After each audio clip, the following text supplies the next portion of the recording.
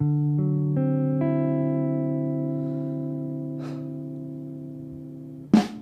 it's Jack here, just giving you a heads up before the episode. This is one of two going out over the next 2 weeks, where these are being recorded a while ago and they just are now going out. And then after that, we'll get hopefully back into the swing of things. Also, a note is that this episode, my audio is particularly bad for numerous, very boring to explain technical reasons. Just apologies for that. But yeah, those heads up.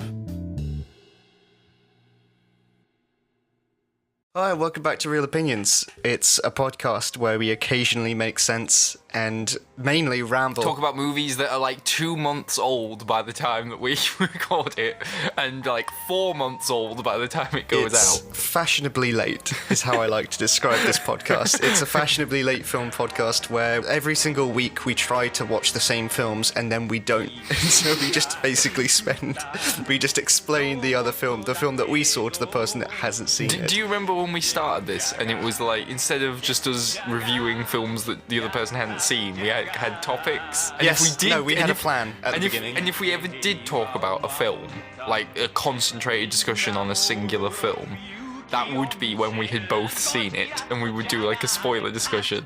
And now it has just evolved over time from like less focused topics, more rambling, to eventually just reviews where I explain what happens in films to you. Yeah, no, it's more, explaining is a rather positive way to look at it. It's mainly just that you rant about what stuff you didn't like, and occasionally it falls into chronological order. This episode we're going to be discussing, I'm going to be discussing at some point Black Mirror Bandersnatch, which is the new like Netflix interactive story movie experience, don't want to call it experience, and you are going to be covering... Aquaboi. It's so much, I like it so much more called Aquaboi. I also saw, I don't know, this is like already even more out of date than Aquaman, but I just watched The Ballad of Buster Scruggs yesterday. That was good. Okay, yeah. Okay, well, we could discuss that for a bit as well. Do you want to?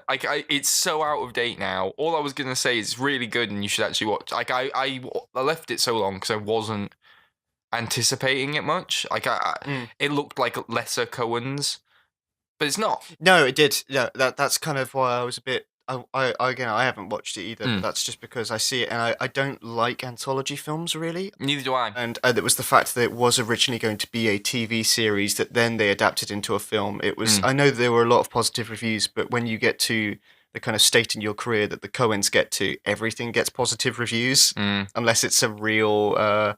Lady Killers or something, like real bad. No, it's very good. The thing that surprised me about it was just how different each short was. Totally. Because, like, normally, like, you expect that from an anthology when they're made by different filmmakers, but when you have an anthology that's all made by one person, they tend to be a bit more, like, consistent and a bit more cohesive. But here it is, like, 6 very, very different films. So, like, the first one is, like, cartoonish and wacky and... like, that's the Ballad of Buster Scruggs, breaks right the at the very fourth wall. beginning, And that one's really fun, and it's got some really, really good dialogue. It's really, like, it is one that you would just call fun. Like, it doesn't have much of a point, or it's just them, like, going a bit nuts with crazy ideas. But then you have, like, there's one with Zoe, what the hell's her name? The one Zoe Kazdan. Yeah, which is, like, 40-minute mini epic.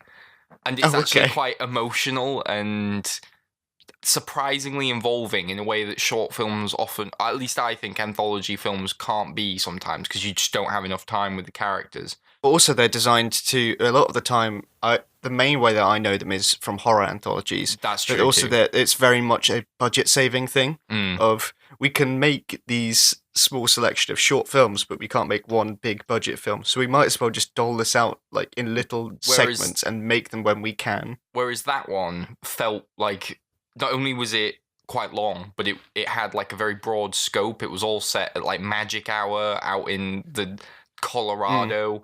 It like looked beautiful, and it had like a big battle towards the end. Like, it felt expensive, but it was quite it was like emotional and dramatically fulfilling in a way that I think a lot of anthologies aren't. But then you had like some that were funny, some that were dark, there was one towards the end that gets vaguely supernatural. and they're all good. There's definitely, as with all of these things, like a hierarchy of quality.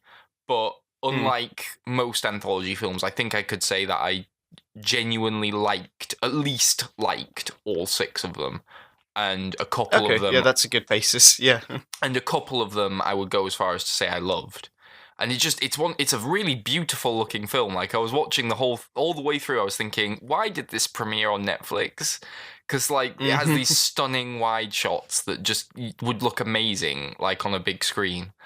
And it's got like a real sense of scale that I didn't expect from an anthology, like I said, with massive battles and all these like on location sets and things like that, where I just thought, this looks so expensive. Why is it straight been dumped on a streaming service? I know it was actually made for Netflix. It hasn't been dumped there, but it still feels like this ought to have been seen in a cinema, and I think it would have been an even better experience. But as it stands, it's very, very enjoyable, and that it's quite long, but I enjoyed it all the way through and was never bored or wanting it to end. My only issue is that some of them try a little too hard to be vague. Like, they end in very like abrupt ways that feel unsatisfying, and I feel like they were kind of going for that.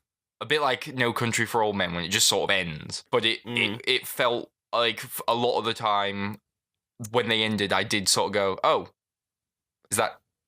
it's finished. Oh, okay. In particular, there's like the James Franco one, where at the end of it, I did sort of feel like, what actually was the point of Right. this? Okay. Like, So where it didn't feel like it crescendoed properly. Is that like an accurate way of putting it? Yeah, Like, I think that's accurate. Whereas a couple of the others don't. Like the highlights for me were I think it was the 4th and 5th ones, which were actually the least comedic. They were quite serious and dark, but they felt like the ones where they had stories they wanted to tell, stories that probably could have been feature length if they wanted to be. So they had like proper endings, proper characters, and they felt a lot more fulfilling and engaging for that reason. Whereas some of the other ones just feel like, wouldn't it just feel like ideas for shorts? Like they sat down and went, we need another one.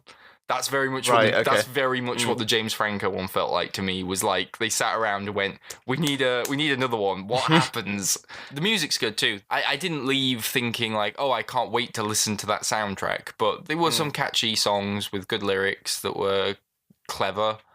And it's, if you're put off by the idea of it, I know you're not, but like I'm addressing the listeners now. If you're put off by the idea of it being sort of a musical, it's only really the first short that is. I didn't know there were any musical aspects at all. The Ballad of Buster Scruggs is a musical. Oh, okay. That actually makes me want to watch it a bit more. And it's fun. It's funny because it's a musical that's also like really violent. So it's like quite like cartoonishly violent, but like people's heads getting splattered and things. Well, I know the bit that they've got in the trailers where he leaves a dust cloud behind and it's in the same shape as him and things like cartoony. Yeah, and that was the weird thing, is that's the only one that has any element like that. The Ballad of Buster Scruggs has those cartoony elements, and then all of the others are quite grounded and more similar to No Country for Old Men, like quite dark, quite like understated.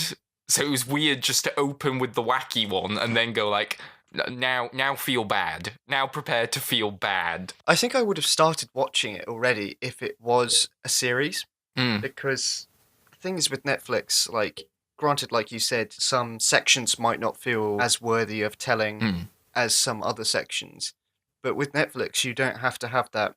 I feel like we talked about this point before, but you don't have to have that time restriction on how many minutes long every episode is, and you can vary it very much. So, I mean, Black Mirror is the example that we'll get into later, but the idea is with a film like it's a one sitting experience. When you get into one of those like sections that you don't really care for as much, you're kind of just sat there thinking, I wonder if the next one's going to be better.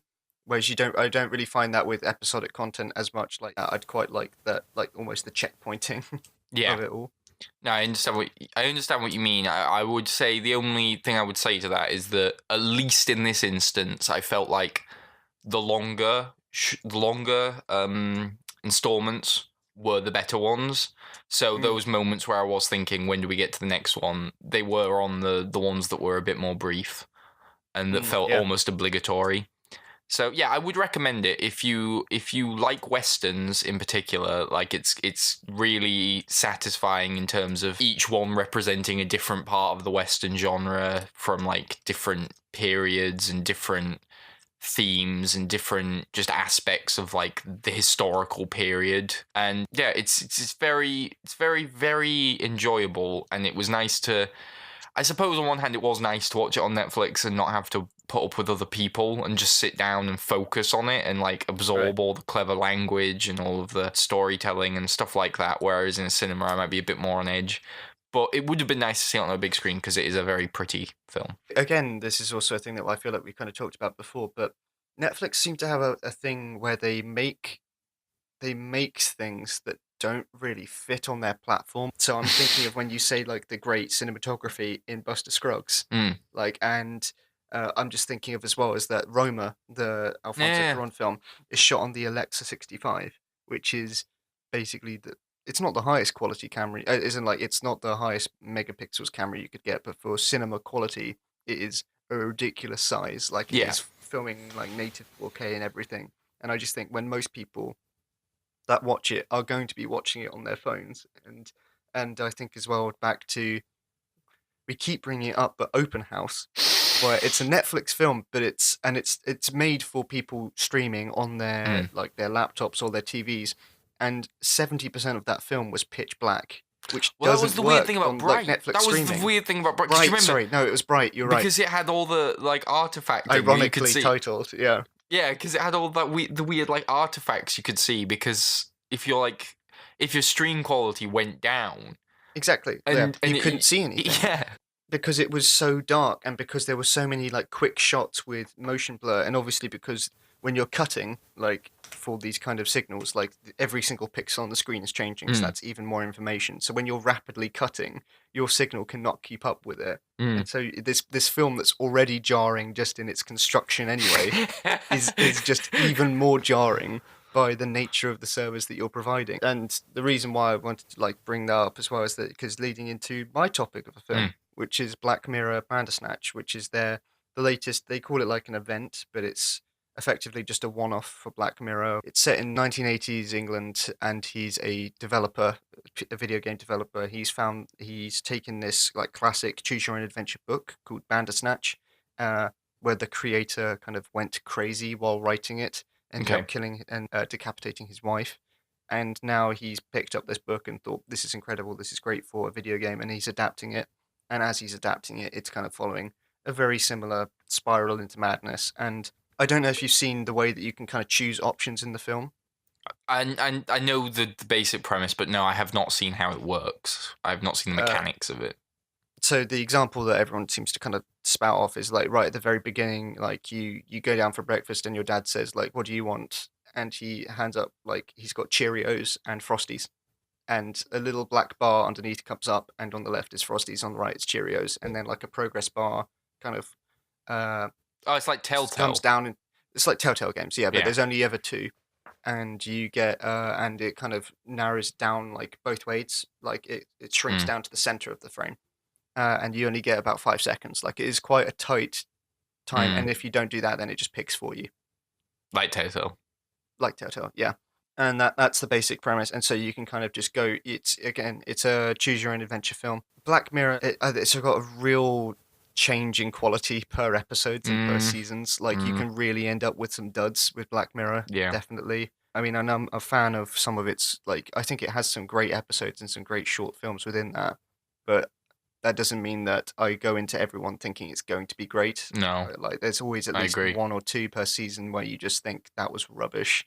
I would actually say that it's, especially in the later seasons, the quality is more mostly meh, and then a couple of standouts. Yeah, no, I have to agree. Actually, yeah, I think that with when it jumped to the 6 episode per season change, not necessarily the Netflix change, but with that jump has definitely come with a degrade in the overall quality of the seasons of episodes. I loved the Star Trek one; that was great. Like it, yeah, and again, it has these, but then it's immediately followed by the one with where Jodie Foster directed it, and that one was just terrible. Yeah. And it was just, and it kind of like it feels like with the Buster Scruggs thing, where you kind of get to it and you go, "What was the point?" Mm. Like you kind of it had like a concept to it, but that's kind of how I feel with the Bandersnatch one, in that it feels like they've done a lot of clever things where obviously they are making it, the guy's making a choose your own adventure game, and it is also a choose your own adventure game. Like they're Mm-hmm. obviously trying to make a lot of kind of clever parallels between that, but besides that basic like very simple parallel, there's actually and like maybe a few of the kind of narrative arcs that you can take him down.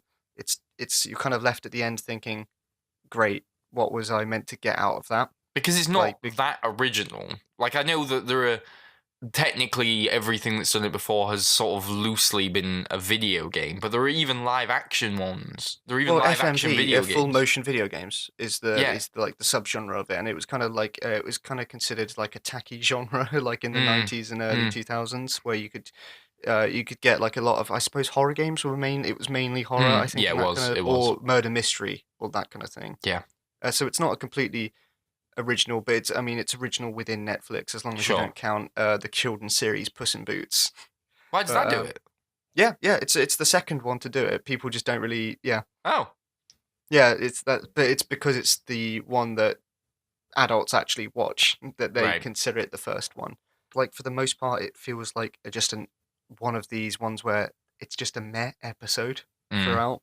Uh, the thing that I liked the most were all the 1980s references, not just purely for the sake of nostalgia, but because you could tell that there was some genuine affection behind a lot of the choices. There's lots of references within the show, to classic video games of that era, and Right. that's the kind of stuff that I liked. And especially later on, they get into more of the kind of meta choose your own adventure game jokes and style, and that made it was like it had a few moments where I laughed because it was very fourth wall breaking and Mm. very uh like there were some like fun storylines that you can go down, but a majority of the time you just ended up picking ones where it just kind of left you like it was a air quotes ending, but it just felt very Like a unsatisfying, and failure, then it like more just like a fail state than an ending. yeah, they tried to tie this into the actual story of the character, but it just feels kind of it means that you just make a lot of unsatisfying choices throughout,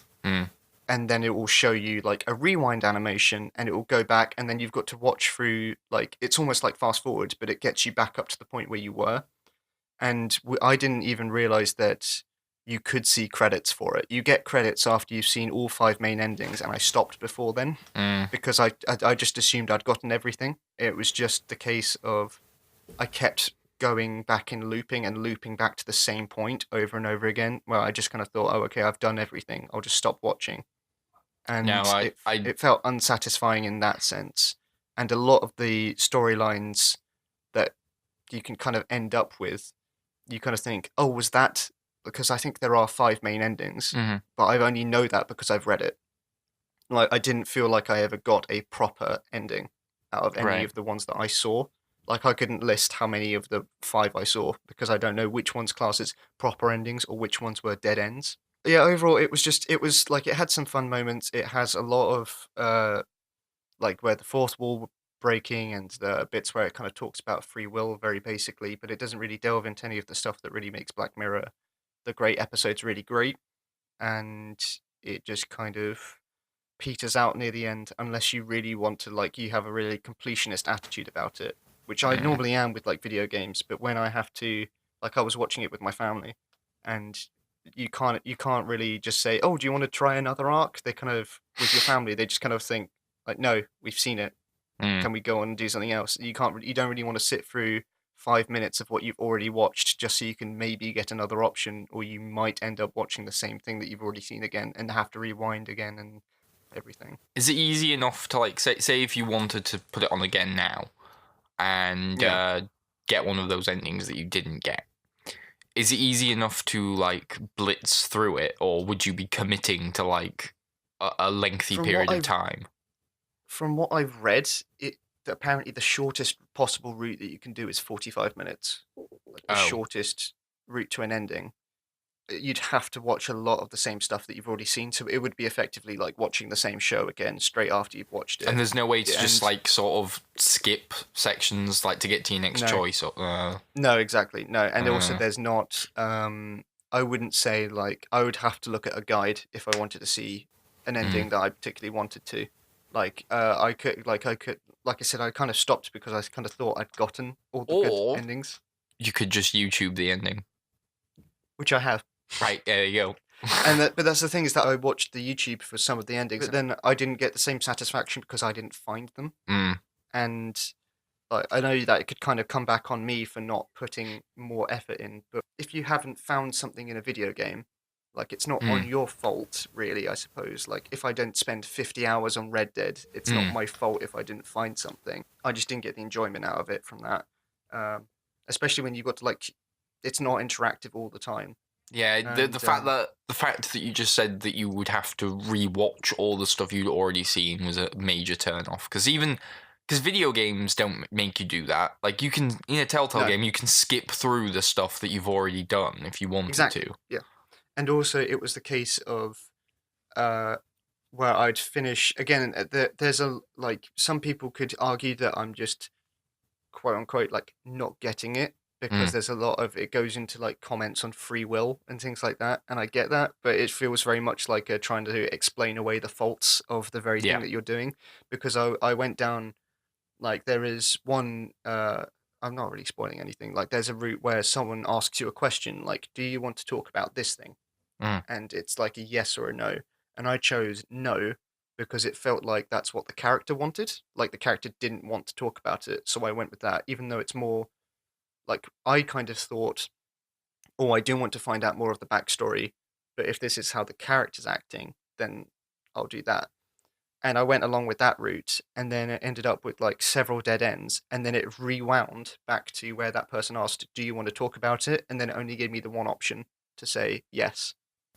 oh, And it was the kind of thing where like I can get that it's commentary on yeah again free will everything blah blah blah, but at the point where I think that that's very good to make that point until it gets to until it makes it an unsatisfying experience for the viewer itself, and when it makes it feel like your choices aren't like there are stupid choices within it, kind of like the BioShock Infinite thing. I Like was I going to don't say I this can sounds like BioShock Infinite, but the difference was that BioShock Infinite never presented me with choices that felt that meaningful. They were always just exactly like flipping a coin. like I'm fine with non-meaningful choices. Like for instance, there are several times where you can pick the music Mm, that he listens to, and then that music is then the score for the mm. next couple scenes because you've picked it. Which And I like Telltale that. did with their Guardians of the Galaxy, Oh, which okay, was I really didn't know cool. that. That was one of the most. Yeah, That was that's one of the best parts of that. Was like picking the awesome mix. exactly like you Mm, actually, and that's the kind of like me like and the like I said at the beginning, like you can pick the cereal, and like depending on what cereal you pick later on, there'll be like an advert on TV, and it'll right. be the same cereal that you picked, like that kind of thing that you'd have to pay attention for. But I'm fine with like meaningless choices because you're just giving me like you're just showing me how the mechanism works, as well as like it's just a kind of fun thing to get you into it and keep you make sure that you're paying attention. Hmm. But when you present me with a meaningful choice, and then kind of like scratch that back and say like, yeah, but you haven't done that properly. It kind of just makes me feel Yeah. like I don't want to go along. It's like when you're playing a game with someone when you're a kid and you're like, I shoot you, and they're like, no, I'm not dead. I don't want to be dead. Like I Yeah. want to be alive still. And you're like, okay, so we're just changing the rules to however you want me to play your game. It doesn't make it. I don't know. That's like It's the good for them. J.K. It's not good for Rowling me. approach to screenwriting. Basically, it's like, do you want Nagini to be a woman? Like, no. And then you go along that for a bit, and then it's like, but Nagini's a woman now. Nagini's this woman that was trapped in a snake body, and you're like, where's the no option on this?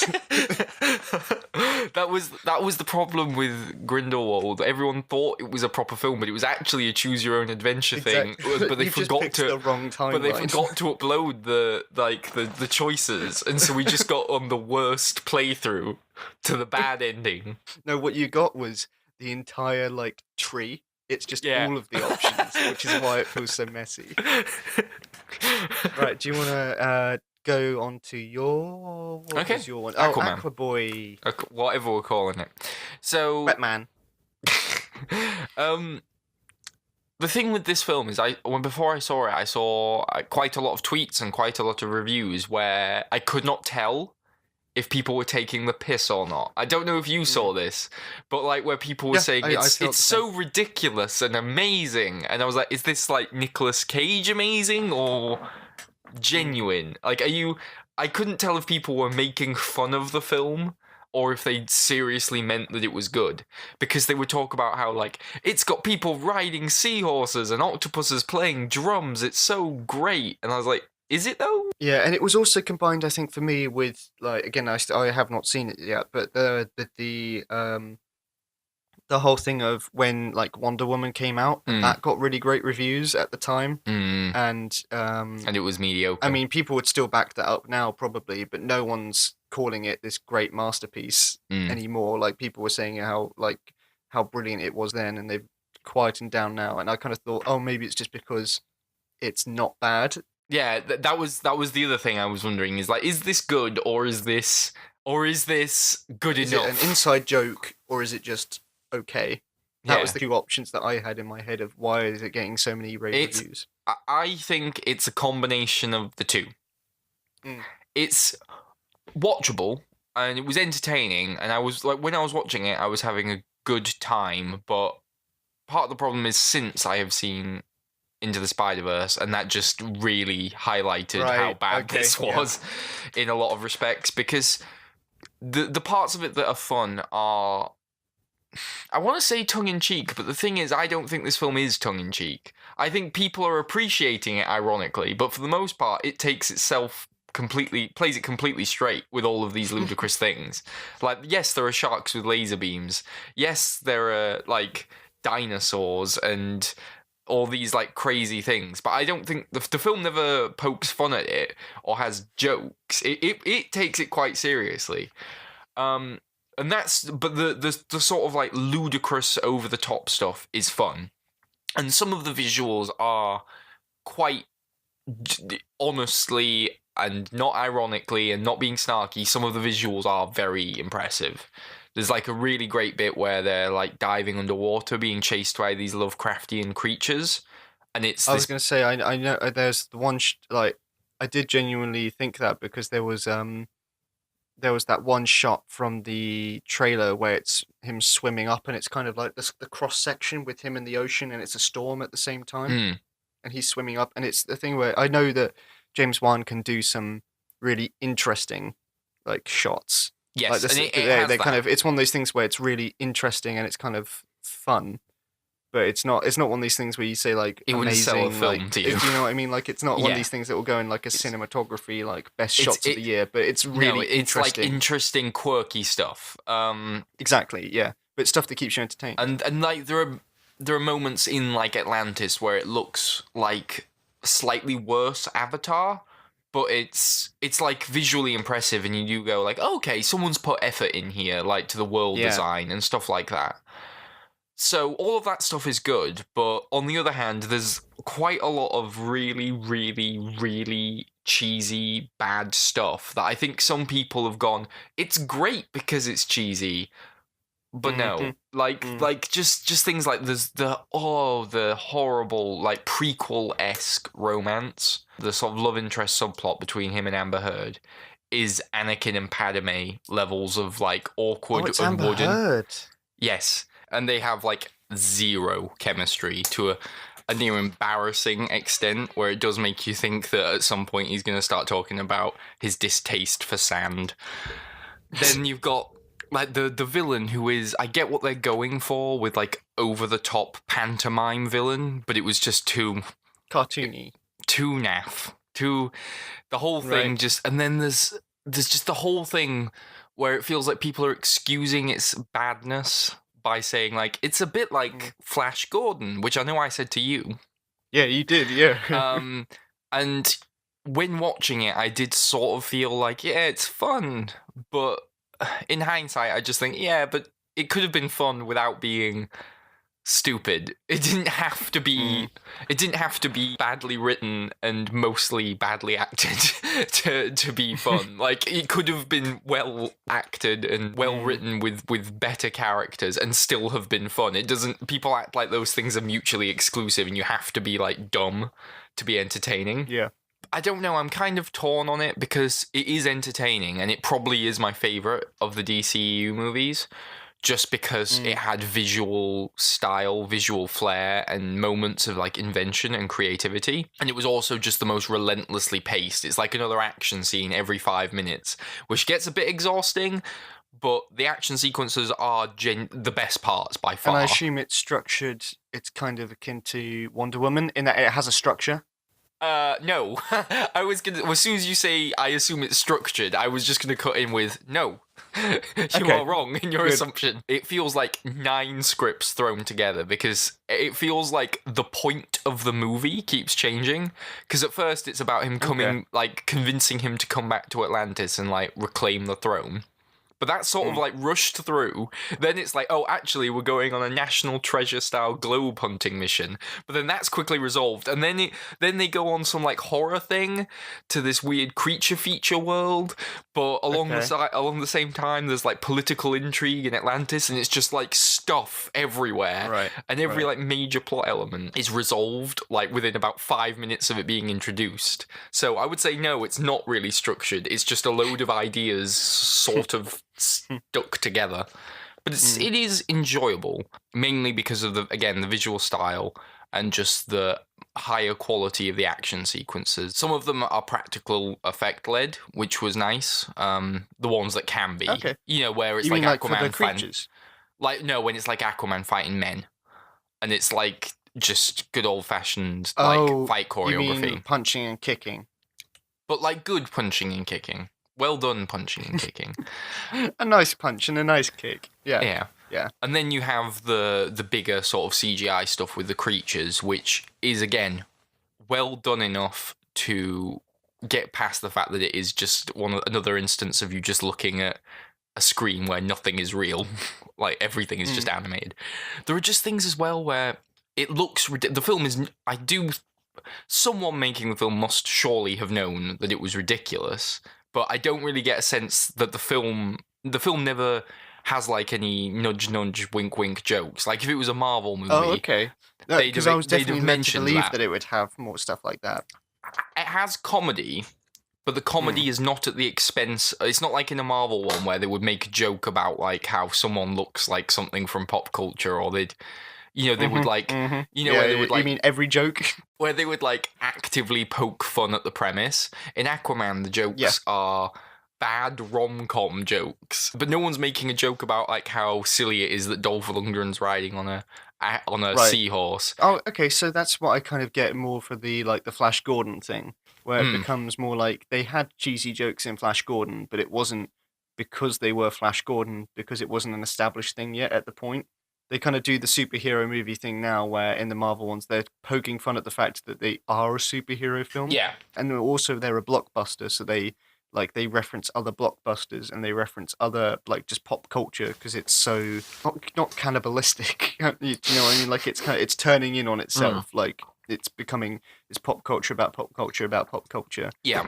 And you don't have that. Someone references Pinocchio at one point, and that's not really for a joke. That's for a serious romantic moment. But they don't... sorry, what? Oh, the soundtrack. The soundtrack is... I think the only word you could use is demented.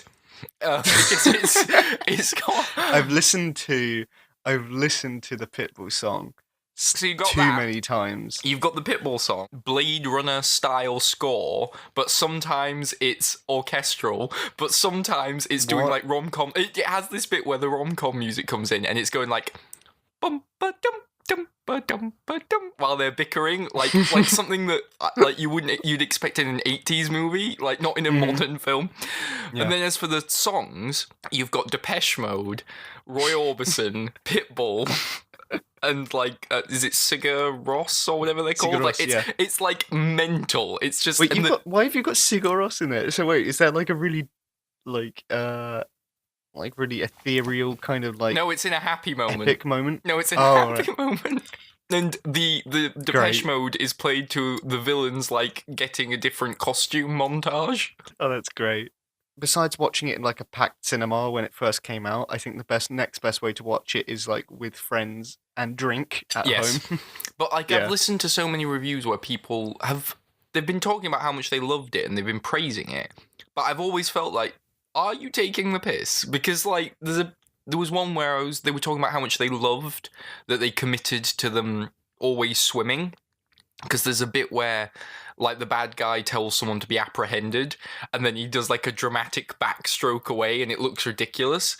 And they were talking about how they loved the like commitment to that, and I was thinking, are you making fun of the film? I can't tell. So overall, I would like it's still the best one of the lot. it's certainly the most watchable. And I think I would broadly recommend it, but I would say that I do think it is bad. Like, some people have said that it's not bad and that it's self-aware, but it's this thing we've talked about before where self-aware is now just being used to justify anything being shit. No, it's not. It's not. The Cabin in the Woods is self-aware. It's not that the film. Yeah, it's not that the film is self-aware. It's just that you're self-aware. Yeah. And you're self-aware you're watching crap, and you're like, well, I know it's crap. And they don't seem to care that it's crap, so therefore they must know. Yeah. It definitely feels like the type of film a Fast and Furious fan would enjoy. Like, the first time Aquaman appears, he, like, comes in, like, shirtless. The camera, like, looks at his abs, and it plays this awful guitar score that goes, like, and it looks like it should be for a Budweiser advert. The moment you said it, I can already perfectly hear it already. I can just imagine that shot already. That's how it's how easily it is to visualizing that moment. I would say you should watch it, but like if you think that it's genuinely good, then you are lying to yourself. By the definition of self-aware used for like those films, I would argue that if anything, like Justice League and Batman vs Superman were more self-aware because they were aware that they were trying to set up a franchise with every single moment, and so they were trying to be something else. Like every single other scene, like that scene where he's opening emails and it's just different people's logos. I'd say that's very self-aware because they're very aware that we need to be doing something else that's not the film. Like, we need to be building something outside of this film. Whereas, and that's kind of what I take the self-aware for, is that it's like taking a step back and it's not just focusing on this one thing that you're trying to make at the moment. To me, self-aware is like something that actively subverts what you think it's going to be or points out what it is. It's not just something that is ridiculous. I would go so far to say that's the actual definition of self-aware, which is I'm saying that by their twisted definition of self-aware, I think Batman vs Superman and all that fits more into that concept of like just being okay with what it is. Like, that's not self-aware, that's just acceptance. Yeah, but look, like, if you want to watch dumb, action-heavy schlock, it's pretty good at being that. But if you really want to see a superhero film that is honestly more entertaining and just better, just go see Into the Spider-Verse, because it's just as fun and it's good. I've deliberately said to Harrison that we can't talk about it because I still want to see it, and I want to put out. To be honest, if I see it this week, and we have time to record some evening, then I might just record that and put that out first, and then put this one out second. Yeah, because I'd rather get the Spider-Man one out first. So this may come before or after, but yeah, we're saving that, I think, for a separate one because I'd like that to be a film where we actually talk back and forth about it. Because I am genuinely excited and there's a lot to talk about. Stay for the post credits. It's a good one. Is there? There's just the one. Yeah, but it's post credits. It's the end. Oh, like end. It's alright. The credits aren't actually as long as I expected. They're not as long as like a Marvel movies ones. Because it's just animated, so they just go whoosh through the. No one cares about these guys. Thank you very much for listening. one other thing that we have kind of coming up, this may be coming out soon, is Harrison. We talked about it in a previous episode, but Harrison, one of your favorite films of the year, or the favorite film of the year, was American Animals, and you got the chance to chat to the director. Yeah, it's like a 30-minute conversation. It's quite spoiler heavy, so it's because it's for the film's home release. So it is more an interview for people who have seen the film rather than just a promotional like thing to get a flavor for what it's like. It is like going into plot specifics and about specific creative decisions. But it's good, and I think he gives like quite a lot of insightful information into why they did certain things. We talk about the writing process, how you write something that's also a documentary and has to like interact with unpredictable real world footage. So it's a more technical, like in-depth interview than just tell us about the film and what inspired you type thing. Yeah. Well, because like you said, that kind of comes with like the length of the interview, as well as the fact that like you're actually genuinely interested in the film, and you get so long to properly talk it out. It's quite nice to get that, and I think this is the first interview like going up on Real Opinions that I wasn't involved with, and also I'm really just glad that it sounds like it's a really interesting one to listen to. Like it's something that I'd genuinely be looking out for anyway, regardless of whether or not we did it. So, well, thank you. All right, yeah, and that should be coming out. That'll probably be like a bonus separate one. If you want to reach out, we've got podcasts, like everything. We've got reviews going out on the YouTube channel. We've got this podcast. We've got a second podcast that we will record at some point in the future called Backstory Scripts, where that's like every episode we look at like a script from Hollywood that's either been like severely changed since it was made or it just never got made. That's really fun, and I'd like to do more in the future. And yeah, you can kind of reach out to us on social media and email at realopinions with a Z at gmail.com. Yeah, thank you very much for listening. And I'm going to give Harrison 5 seconds so he can think of a way to say goodbye for once. And goodbye. Adios. You're channeling Pitbull. Yeah, just say some things in Spanish. You should just go, woo! I should have done woo.